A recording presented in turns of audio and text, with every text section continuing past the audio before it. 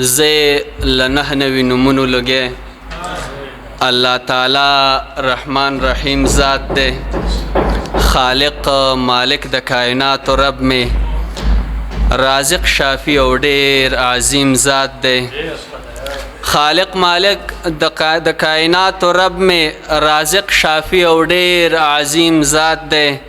چې پیرزوینه د دین کتاب رسول وکړله چې پیرزوینه د دین کتاب رسول وکړله شکر ادا کړئ چې حکیم ذات دی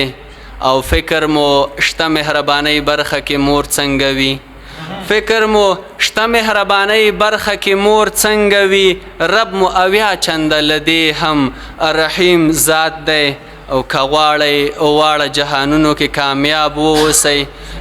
که غواړئ واړه جهانونو کې کامیاب واوسئ معبود راضي کړئ بیا کریم ذات دی